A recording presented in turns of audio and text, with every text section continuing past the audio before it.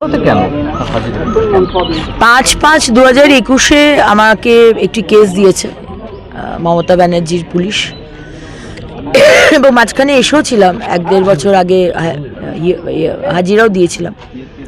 আবার ইলেকশনের আগে এখন বোধহয় বেল নিতে হবে, ফ্রেশ বেল নিতে হবে, সেই কারণে আজকে এখানে আসা।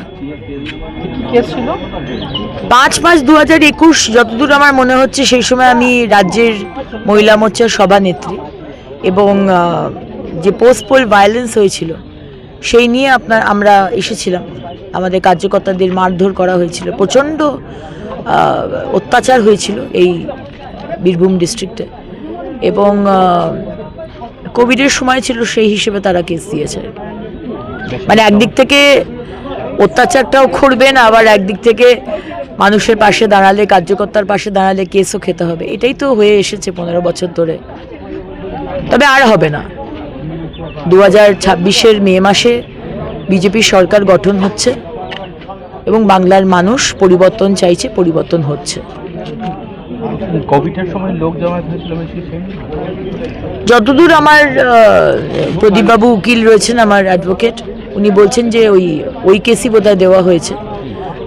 কোভিডের সময় যেহেতু জমায়েত করা হয়েছিল, কিন্তু জমায়েত তো করে উপায় নেই, কারণ আমার কার্যকর্তাকে তার বাবার সামনে ধর্ষণ করা হয়েছিল, আমার কার্যকর্তার বাড়ি ভাঙচুর হয়েছিল, আমার কার্যকর্তাকে মারধর করা হয়েছিল এবং মহিলা কার্যকর্তা, আমার এখনো মনে আছে, আমার চোখে জল চলে এসেছিল যখন সে ঘটনাটা বলছিল।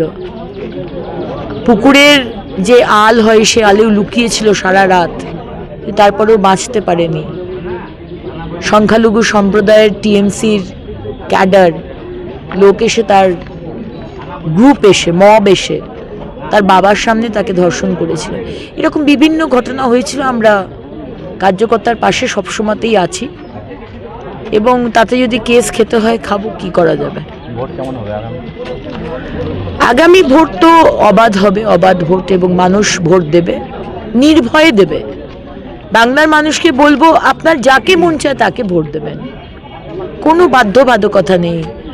আর তৃণমূলের পাড়ার ক্যাডার বা আপনার বিধানসভার আপনার বিধায়ক, সাংসদ আপনাকে ডাইরেক্ট বা ইনডাইরেক্ট হুমকি দিক, আপনি ভয় পাবেন না। কারণ এবারে যে সেন্ট্রাল ফোর্স আসছে আর যেভাবে ইলেকশন কমিশন যে স্ট্রিক্টনেস দিয়ে এই ইলেকশন করাবে, মমতা ব্যানার্জির সরকার অন্তত তার এই টার্মে 15 বছরে এরকম ইলেকশন দেখেনি। হয়তো 2011-তে দেখেছিল, 2011 আবার রিপিট হতে চলেছে 2026-এ। অবাধে ভোট দেবেন।